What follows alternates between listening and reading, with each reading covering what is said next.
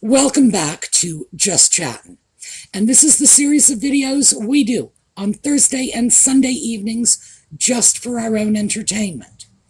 So, Audie is outside playing with the yard guy, and I do mean playing with the yard guy. He does everything he can to distract the guy from mowing the lawn because everybody knows it's all about a cat. So, we'll see how that works out. Today, I thought we would talk about the most interesting headline of last week, which was, of course, Johnny Rotten saying that Nutmeg and her ginger sock puppet should just go home and shut the F up. There you go. When Johnny Rotten tells you you need to go home and shut up, you know you're in trouble. So I thought we would take a quick retrospective look at all of the various celebrities who have been telling Nutmeg and Ginger to go home and shut the F up. When we come back.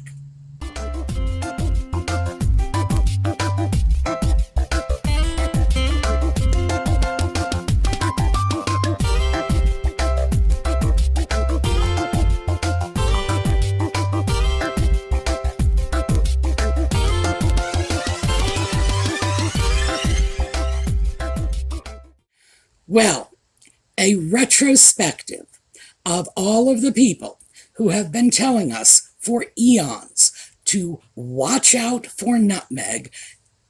I guess we have to put Piers Morgan at the top of the list. Now, we have a problem with this because we don't have an accurate time frame on this. According to the initial disclosures about when Nutmeg met the sock puppet, it happened within 24 hours of her first meeting with Piers Morgan. But they've changed their story at least twice since then. And we're talking, 3 totally different stories we've gotten at this point. So I'm going to stick with what we all know is not a reliable story, but just for the sake of the continuity of the narrative. Back in 2016, when she first allegedly met the sock puppet, the day before her blind date with him, she met Piers Morgan. They had been corresponding on social media for some time, and they got together for a drink. They apparently spent about 90 minutes together. Nutmeg love-bombed him, and then, of course, once she realized she didn't need him anymore, she markled him. So, and that is, by the way, in the Urban Dictionary. Markling has its own definition. Gosh, how embarrassing that must be for her. And I don't even know what to say about it. I figure eventually it's probably going to make it into the mainstream dictionary, but it'll probably take a while for that to happen. Yeah, she was all buddy-buddy, love you to pieces with Piers, and then dropped him like a hot potato when she no longer had any use for him. Now, that throws Piers Morgan into this giant pot of people who she adores, tosses aside, and then on occasion pulls out of the closet again when she feels they will be useful to her. We saw her do that with her own freaking niece, which in my opinion is utterly appalling. When she needed Samantha's daughter Ashley, that was when Nutmeg was pretending to be a lawyer on television, and Ashley was an actual lawyer. So, let's trot her out, let's be buddy-buddy. And then, of course, Ashley didn't even get invited to the wedding. And then later, when Ashley becomes useful again, when they were doing the docudrama, Ashley gets pulled out of the closet and say, oh, look, my auntie's a wonderful person, And she'll be tossed back in the closet again because, frankly, she is of no use to Nutmeg, so there's no point in keeping her around. And if there's no point in keeping her around, she'll just be dusted off like everybody else. Piers' story was essentially that they got along fine. There was no problem, and he was just, again, dumped like yesterday's news. Very similar to stories that just follow Nutmeg around like a dirty little stain behind her. So later, of course, he gave us the famous "I wouldn't believe her if she read me the weather report" quote, which frankly I adore. So 2 points to you, Morgan. And he was one of the first people to tell us there was a major problem with this woman. Gee, we should have listened. Next up, Candace Owens. And I'm hauling Candace Owens out for a couple of reasons. First of all, this is a Candace Owens friendly channel on YouTube. I've mentioned this before, and I have to do this for just full transparency. Candace Owens and I went to the same university. We did not go at the same time. She was an undergrad about 10 years after I got my master's degree from URI. And then she was there later. However, I know the climate she faced when she was at that university, because the part I don't think I mentioned is when I was there getting my master's degree, I was in the program with a very close friend of mine, a woman of color, and I saw what she dealt with. I'm up close and personal. And I don't see racism in our society very much. I mean, it has to be so over the top for it to even like be a blip on my radar. And the obvious reason is, look at me. You know, I am not going to see if somebody dislikes people of color, because they are not going to treat me the way they would treat a person of color. It's just, they draw their lines by how white you are, and I'm pretty gosh darn white. So I don't see that. And I had a really eye-opening experience when I was in grad school, spending all of my time with a woman of color. I got a chance to see stuff I just wouldn't have believed if I hadn't seen it with my own eyes. And let me give you a quick example, because I don't want this to get too digressive. But I once watched someone slam a door in my friend's face. My friend was walking into the class behind this person. She slammed the door in her face. It was deliberate. And when my friend opened the door, the woman who had slammed it turned around and said, "Oh, I didn't see you there. It was so dark out in the corridor." And I was stunned. I could not believe anybody could say something like that. You know, this was in the 1990s, not in the 1990s. Yeah, that is the climate in which Candace Owens was going to college. And this is Rhode Island, as I said, URI, University of Rhode Island. This was not somewhere in the deep South where they had to bring in police to integrate the school systems. No, this was New England. So Candace Owens is a woman who has seen racism. No two ways around it, and I can state that from my own personal experience, having been in an environment that she was in. So when she says, and I wrote this down so we could get this, that Nutmeg is despicably racist, I stop and I listen. Now, the reason she says this is because, and she has gone on at great lengths on this, so you can find so many quotes from Candace Owens, and of course I do have some in the articles, in the video notes, right under the video. As always, I'm citing my sources. Candace Owens feels that it is despicably racist of Nutmeg to have spent her entire life distancing herself from her Black ancestry. Some of this was out of her control. The fact that she was in a mixed race environment, raised by a white family, was out of her control. but other things were not.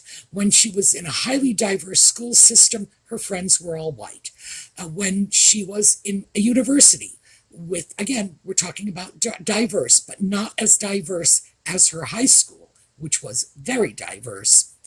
University, still, sorority, all her friends were white. This is a choice that she has consistently made for herself. 2 marriages that I can verify. I have to say that because a lot of people say there were more. I can verify 2. 2 white men. The fact of the matter is, this is a woman who does not have what one might consider a very strong black identity. And as Candace Owens said, she didn't become black until she found it useful. She wants to get into the British royal family, and now she's black. She's mixed race. She's experiencing racism left, right, and sideways. Interestingly enough, prior to her involvement with the British royal family, we had 0 racist experiences coming from this woman who published every thought in her head in that little blog of hers. So do we find this credible? No, if she had had experiences with racism, she certainly would have shared them, because she shares everything. She overshares. She shares to an absurd degree. So we know it's not so.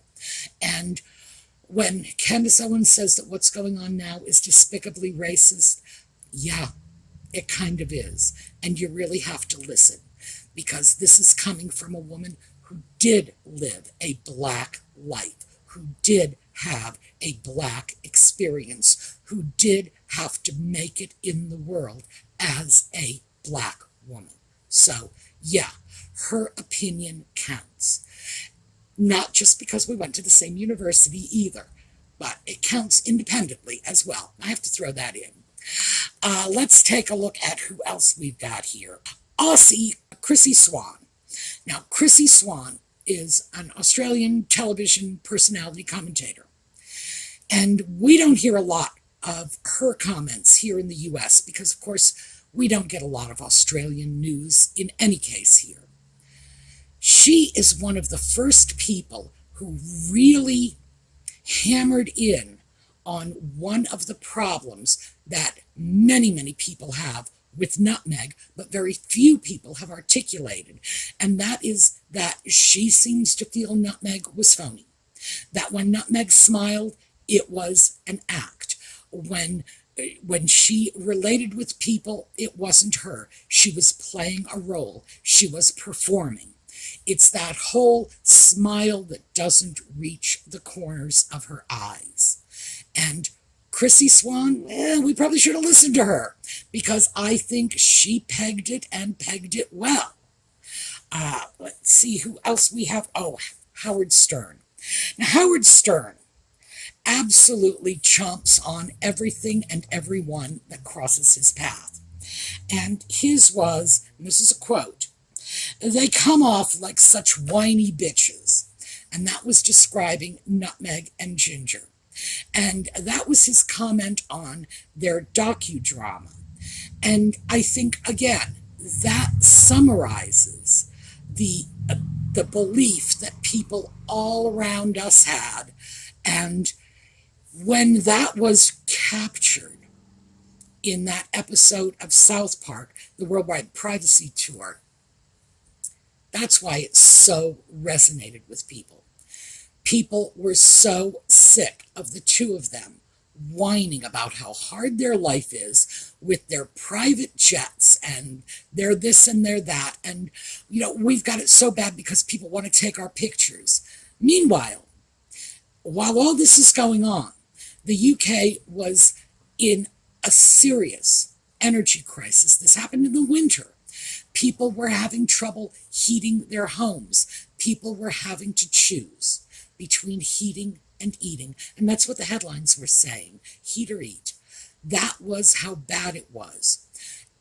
Worldwide, we are still feeling the effects of the economic catastrophe that was 2020. We were not the only country that shut down for several months, thereby slashing into our gross domestic product. And and our economy in general. We're not alone. Everybody was suffering. And listening to overprivileged people taking private jets to polo matches, telling us that we need to go off and take eco-friendly vacations, right, like they even know what that means, and complaining that the media is plaguing them when they can't even go out into the front yard without calling a press conference. We started to see the hypocrisy. By the way, this was also a time when we watched their popularity drop in the United States to a point where it was below that of Prince Andrew. Scary, scary stuff. But in fact, what that did tell us was that all of the money they were putting into public relations is what was buoying their popularity, or their alleged popularity, in the United States, when a PR company was planting stories one after another, when they were off doing photo ops here, there, and everywhere. And it was artificial. The popularity was not something that was an expression of the true feelings of the people. It was more an expression of what the public relations company was able to slap together for them. Yeah, so let's take a look at who else is on our list. Oh, Bethany Frankel. She described the docudrama as boring. Interestingly enough, she just gave her take on it and said she thought that it was Nutmeg and the Sock Puppets' effort to be seen as human, to exploit their love story, to say, look at us, we are real people. And she said that it was just boring. She wasn't interested in it. She likened Nutmeg to Wallis Simpson. And this is where, of course, Frankel loses some of her steam, because she said that Wallis Simpson was Jewish, which in fact she was not. Wallis Simpson was from two, on both sides, mother's side, father's side, two very old line WASP families in Baltimore. And she was baptized in the Episcopal Church. She was, her parents were married in the Episcopal Church.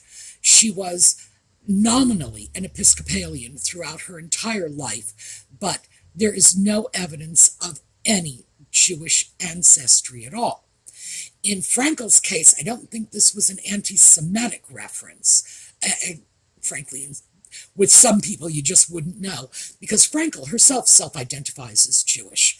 So I don't think that was it. I think it was simply not being well informed on the subject. She did also say that Nutmeg's time in the royal family, she described it as a smash and grab, that she knew she was just going to just bomb in, bomb out, so she was determined to grab everything she could get and take it with her. Again, it's in the video notes. So, yeah, Frankel's comments were not at all flattering. They were not the worst that anybody's ever said about her, but it was just very interesting that even someone who is not a top-notch celebrity, this is a second or third tier celebrity. I don't know how you feel about these housewife reality shows, but she's not a Kardashian, let's put it that way. And it was remarkable how much press it got, and she had to apologize for this, which of course nobody is doing anymore. So that brings us to Chris Rock, who had a fabulous time with their claims of racism in his comedy shows. He just says this is not racist, this is just in-laws stuff. All in-laws are problematic. everybody is going to say, what color is your baby? He said that even in black families, it's the same thing. Is this going to be a light-skinned child, a dark-skinned child? It's just the way people are. And in fact, we all know that to be true, because in any family, mom is pregnant and everybody's saying, gee, I wonder if she's going to get mommy's green eyes or daddy's brown eyes. It's just what people say. I know in my family, it was always, are the kids going to be blondes? It was always the question, and that's because everybody in my family married brunettes. Are the kids going to be blondes? Very, very normal stuff. Chris Rock is not apologizing, because that tells you that the climate out there is very, very different now. Now, let's see who else. Oh, Wendy Williams. Apparently, Wendy Williams has been gunning for Nutmeg practically forever. And what she said, and this is a quote, is, there's just way too much drama with her. And I thought, oh my goodness, because Wendy Williams is very dramatic. And when she is saying there's too much drama, that's like when Johnny Rotten tells you to go home and shut up. Wendy Williams tells you you're being too dramatic. You need to listen to these people because they know what they are talking about. Wendy Williams has been saying this forever.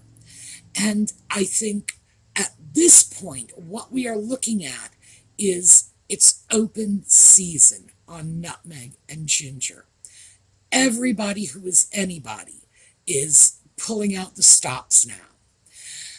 I think for a long time, people were very reluctant to say anything critical of nutmeg because, of course, they were playing the race card. Anything that was said against nutmeg was redefined by the sock puppet mostly as misogyny and racism. If you didn't like her, you had to dislike her because she was a woman of color. Either because she was a woman or because she was of color. One or the other. But that was it. Apparently, he just could not, still cannot see that there could possibly be any reason in the world that anybody would say anything negative about his lovely wife. Well, what can I say?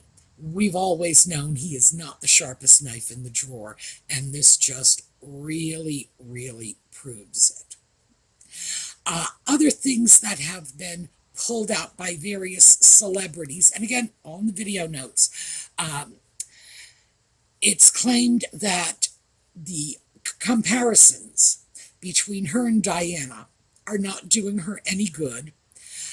Yeah, I would have to agree with that, because of course there really is no comparison. Other issues are, again, they are so privileged. Why are they always complaining? And that is like the common litany. For me, I have to say, my biggest complaint is they just wouldn't tell you the truth if you put a gun to their head. I mean, really. It's like, you could hold a gun to their heads and say, tell me one true thing, and they wouldn't. They wouldn't. There's a little children's game about true and false. What is it? Tell me 3 things, 2 true things, and 1 false thing. It's not a game I would invite either Nutmeg or the sock puppet to play, because, in fact, they couldn't tell you any true things at all. So that's my favorite complaint about them. They are just not honest people. But that's what I have for you today. Johnny Rotten, and they should go home and shut the F up. I think that is classic. So, very quickly, we are going to take a look at a slideshow on our way out. Before we go, though, I do want to mention that I did not send out our donations for last month. And what I would like to hear from, because I'm behind on this. So these are the March donations that should have gone out. Bad me, I didn't do it. I would really like to see if we could target a charity in the UK. So if my UK friends could just write in, let me know something you think is doing some good. Because remember, yours are the boots on the ground. You know these charities. You know if they're working, how well they're working. Give me some ideas. In the past, our UK charitable contributions have been made to PTSD resolutions, but we're still doing that. We are still sending money to them. We're going to do that until Trevor's channel is back on its feet. But in the meantime, we would like to do a little more because, let's face it, our British friends are in a little bit of economic trouble. So we should be there to help out. It's not much, but at least it's a message saying we care. All right, so that's what I have for you today. Slideshow on the way out. Meanwhile, I will see you next week. Have a terrific day.